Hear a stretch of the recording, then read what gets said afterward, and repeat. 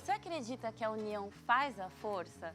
Se a resposta é sim, esse também é o ponto de partida da Animale, que não só acredita, como caminha junto de iniciativas importantes, ainda mais quando a pauta é sobre conquistas femininas. Durante o mês da mulher, eu, Stephanie Ribeiro e a Animale abrimos conversas com verdadeiras potências femininas do nosso tempo que fazem história, como a atriz, roteirista e fundadora do Dona de Si, Suzana Pires, e a Emanuela Farias, que é fundadora do Mulheres do Sul Global.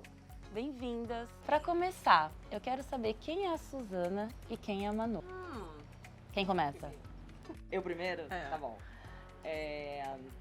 Cara, eu sou carioca, carioquíssima. Sotaque entrega. O sotaque entrega, mas muita gente acha que eu não sou carioca.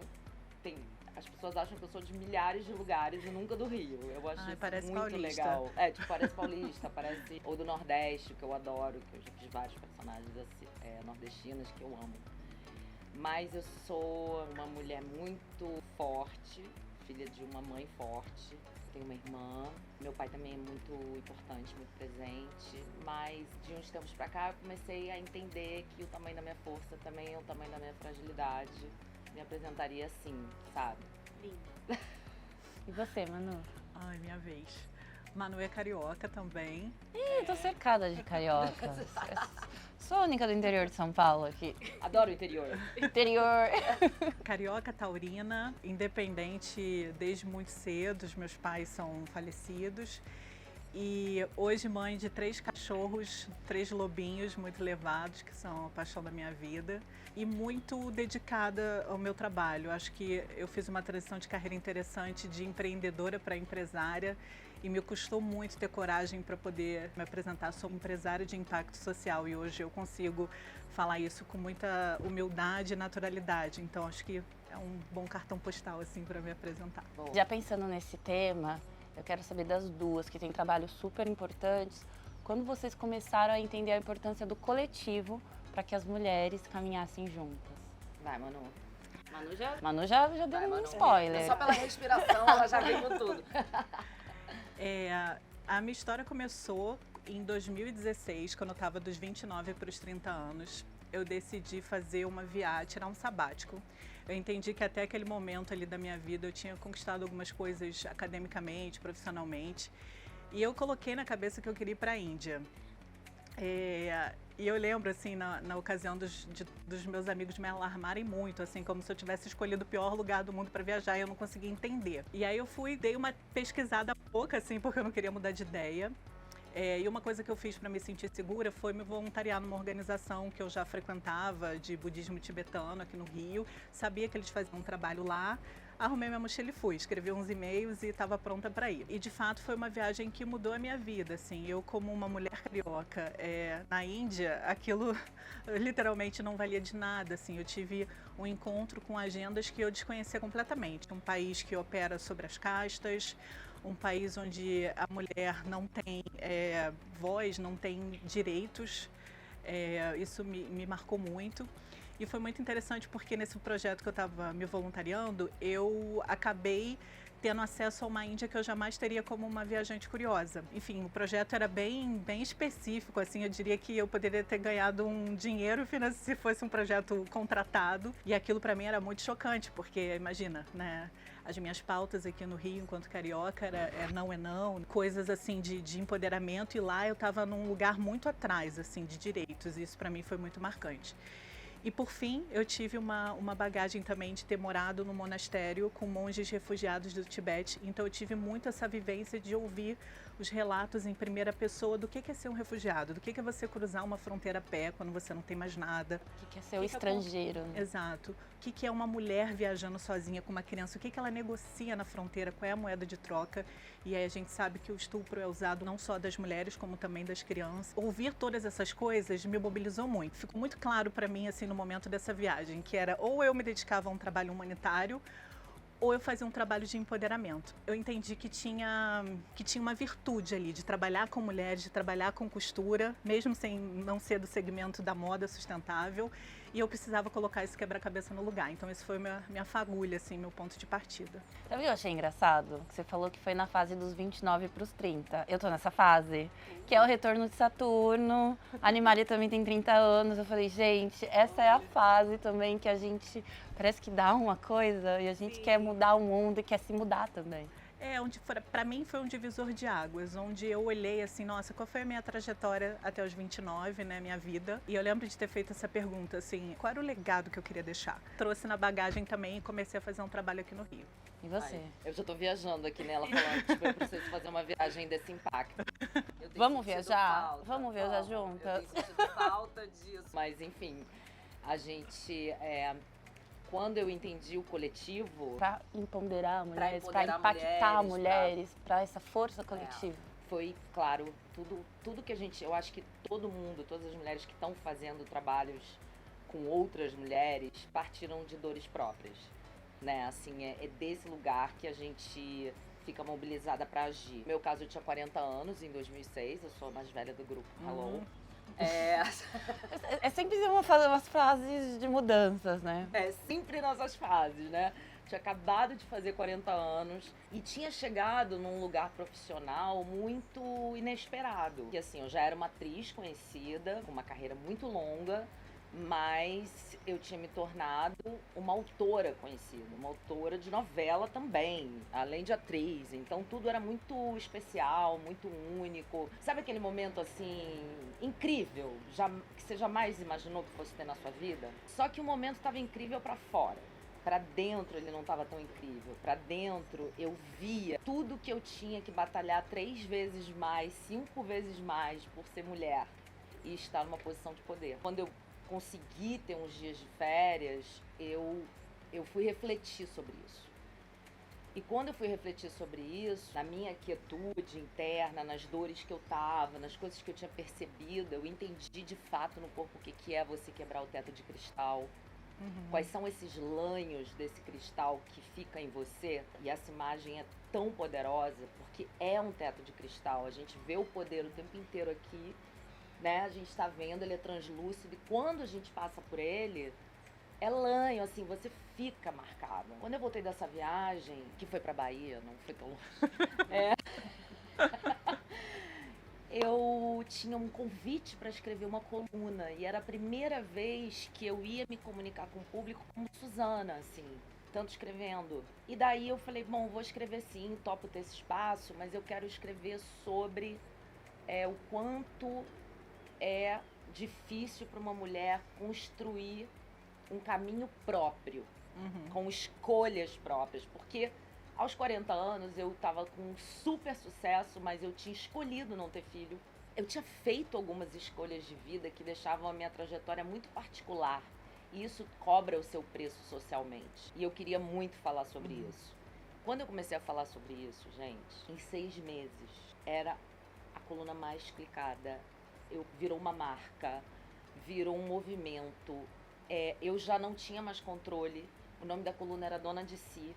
Eu não tinha mais controle daquilo, né? Então, antes eu chegava no aeroporto e a mulher vinha falar algum bordão do meu personagem, agora ela falava, e aí, Dona de Si, eu sou Dona de Si também e tal, porque...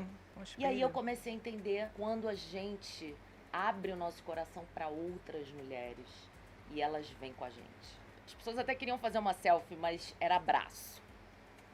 Nossa, sua coluna, que você... Ai, deixa eu te dar um abraço. Deixa eu te dar um abraço. E um belo dia à noite eu tive a ideia inteira do Instituto, que foi o que realmente mudou a minha vida, em termos de foco, de emoções, de entender como que eu posso estar com outras mulheres e não sou eu que estou dando a força, é uma troca de força o tempo inteiro. Contínua, muito forte. E o que acontece dessa coisa coletiva que foi muito séria pra mim é que eu nunca mais me senti sozinha. E eu me sentia muito. Eu acho que é isso, quando você para de competir, quando você entende o quanto você foi criada historicamente, mulheres julgá-la, o quanto você foi criada para se sentir sozinha, porque se você se sente sozinho, o patriarcado ganha. Então o coletivo feminino, ele quebra como o mundo ocidental foi estabelecido. Porque quando a gente está junta realmente em parceria, falo muito para as aceleradas no Instituto, que a gente chama de aceleradas. Eu amo o nome acelerado. É, porque elas já estão em movimento e a gente vai lá e engrena uma terceira, uma quarta, sabe? Assim, é acelerar mesmo o processo de independência financeira. Mas quando você tá parceira, minha ONG é parceira de outras 2 ONGs, mas tem todas as aceleradas, eu e Manu vamos fazer um trabalho junta, que a gente já aqui, ó, a Animale já é madrinha do trabalho, que a gente já tá convidando ele hoje, mas quando você tem isso, não tem nada que pare esse grupo. Sim. Né? Suzana, me parece uma coisa de você criar um espaço seguro. Exato. Para você mesma e para mulheres. E para mulheres. E aí... Pode ser qualquer mulher. Mas quando a feminilidade te junta e tudo que a gente tem que encontrar e tudo que a gente encontra pelo caminho pra gente ter uma força para passar, é igual. É igual. Uhum. É impressionante. Então, o coletivo, e eu costumo dizer para as meninas, como eu estava falando para as aceleradas, que, gente, a gente não tem que ser amiguinha. A gente já tem muita melhor amiga. Tá? Olha, você já tem 3 amigas que sabem seus segredos e cada uma você conta o segredo de um jeito. Para de ser louca. Vamos ser parceira. Vamos botar dinheiro na bolsa uma da outra. Vamos fazer negócios. Vamos fazer negócios. Sim. O coletivo tem essa força. Eu tô aqui aplaudindo. É bem isso também. Também. Não, mas isso é a experiência diária. É isso. O coletivo tem essa força, assim, de mudar tudo.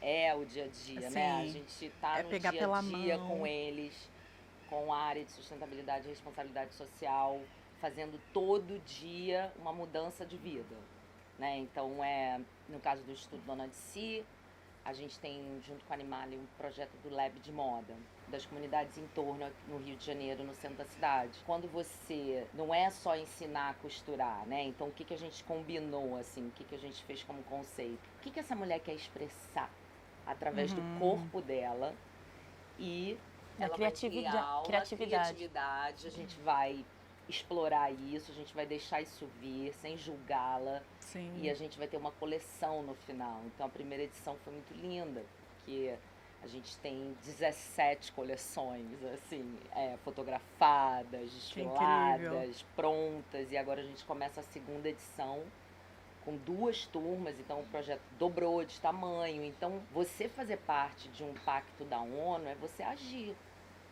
É você agir junto com instituições que estão agindo. E a gente sabe a dificuldade que é você ter uma marca parceira e conseguir fazer. Porque é preciso responsabilidade, basicamente, né? Responsabilidade, parceria, tipo, debater junto. Não é uma via só, tipo, não é também só o projeto que a gente desenhou ou só o projeto que a marca desenhou. As instituições estão na ponta, então a gente pode responder um pouco o que é necessário.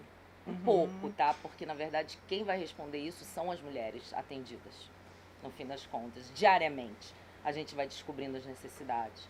E a conversa com a marca é praticamente diária, assim, e-mail para cá, e-mail para lá, fizemos isso, vamos lá pessoalmente, vamos à fábrica. Tem um movimento, né? Não tem, a assinatura, ela continua. A assinatura do pacto. A assinatura inaugura um monte de coisas boas e te complemento, assim, Suzana. Acho que o mais interessante de ter essa engenharia toda que eu enxergo, assim, né? O grande desafio de projetos voltados para moda sustentável, numa comunidade como é que você consegue fazer esses produtos ficarem bonitos, como é que você cria desejo e, ao mesmo tempo, cria consciência no consumidor de que eu estou comprando, porque que incrível que foi feito naquela comunidade e que incrível que foi feito dessa maneira. E isso só é possível se uma marca que já faz isso há muitos anos pega um projeto desse pelas mãos. Então, acho que assim, o pacto é isso, é uma inauguração de aproximar uma marca que já tem toda uma equipe que está treinada, azeitada, a transferência de conhecimento para um grupo que está começando, que sabe fazer, que vai fazer 24 horas, mas que precisa desse abraço. Toda essa diretoria feminina, sabe, ser uma marca que tem uma líder que é mulher, sempre muito preocupada, porque não está vendendo só roupa, é um conceito feminino de força. E isso vai no produto.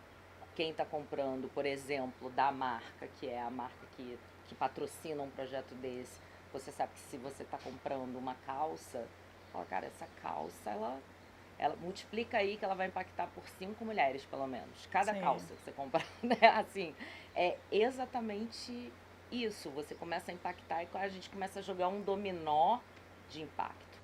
E é por isso que é importante falar, para que outras marcas pensem sobre isso, né? Gente, fundamental, porque se a gente começa a fazer isso no coletivo, né?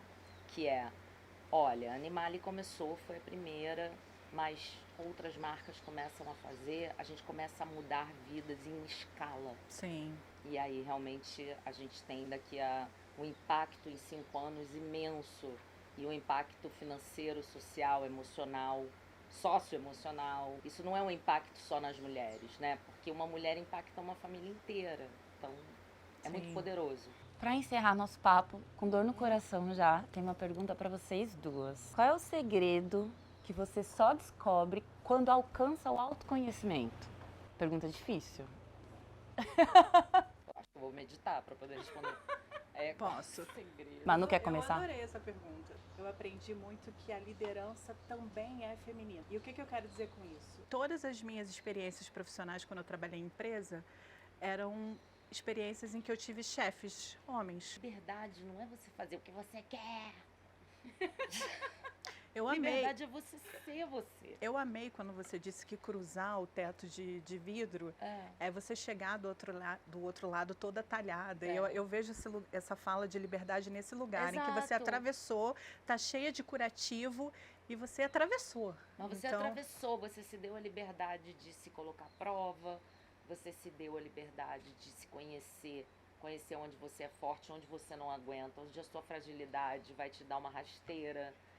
E fazer as pazes com ela, porque o autoconhecimento você faz as pazes com a sua sombra. Com todos os lugares que lindo você isso, fica. adorei. Ah, eu não quero ver isso, eu não quero ver isso. Aí quando você fala, não, agora eu vou me conhecer e eu tô aberta a isso e tenho essa liberdade, é muito duro. Tem partes muito pesadas, mas tem partes lindas. E essa liberdade da gente começar a entender como que eu vou fazer a minha história. Não é a história de A, de B, de C. É a minha. É a sua. É a dela. Sabe? Sem se comparar, sem competir. Então, acho que o segredo, assim, que veio pra mim foi isso. A liberdade. Caramba, eu posso um monte de coisa, mas também tem um monte de coisa que eu posso não querer. E tá tudo bem. E tá tudo bem. Então, Minha terapeuta fala sempre, isso foi uma aquisição da pandemia.